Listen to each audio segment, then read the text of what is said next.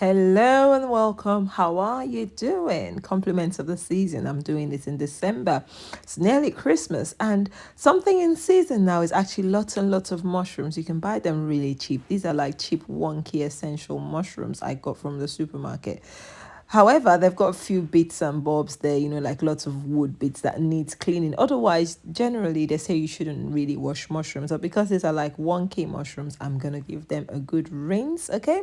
I'll show you how you can dehydrate your mushrooms without a dehydrator in a manual fan oven, yes. So we've washed and set our mushrooms to dry. Now look at this. These are lion's mane's mushroom. You see, it's really wet. It's actually a spongy sort of mushroom, but then it's wonky. It's a bit discolored, and I just didn't feel comfortable without washing it. So I'm just gonna give it a little rinse with lukewarm water, not hot water. Rinse and I squeeze it because it's spongy. It's easy to squeeze, okay? Guys, this is entirely up to you, but this is what I do. This is the first time I've actually ever dehydrated lion's mane. And I don't want to say it's an epic fail, but anyway, it was still delicious. So I'll show you what I did. Now look at the water. That's the reason I did that. That water is quite discolored and I just didn't like that. Now, I normally like slicing things to dehydrate in a mandolin slicer, but mushrooms, I'll take an exception because they're quite, fidgety. I just wanted to show you what it will look like. So I'm going to slice this with my knife. Just slice it as thinly as you can possibly slice them because it can take a while, but no pressure. Look at this beautiful dual, mushroom. I don't know what to call this, a twin. Anyway, I just wanted to show you that. So I'm just gonna slice everything, okay, as thinly as I can possibly, and then layering this. Now you don't have to make them really really thin, okay? Like I'm using just the baking sheet, so I don't have as many as a dehydrator, just a little bit, that's fine.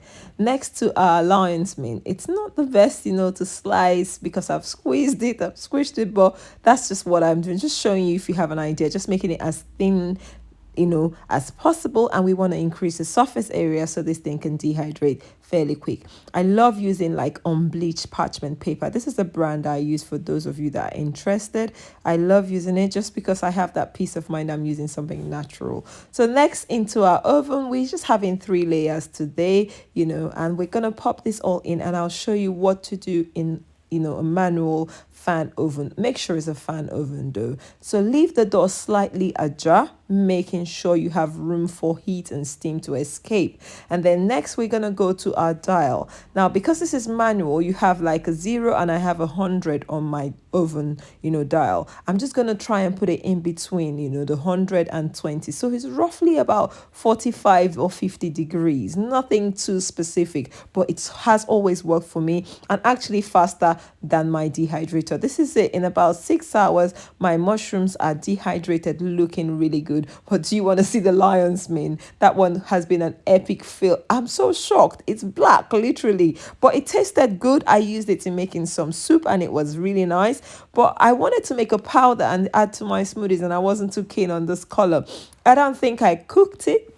I actually don't think I overcooked it, but that's what happened. Anyway, so next time I'll show you how I actually preserve lion's mane. But if you've enjoyed this video, if it's added value to you, made it possible for you to dry mushrooms on your own, without a dehydrator in a manual oven, give us a thumbs up, like, share, and subscribe. Bye.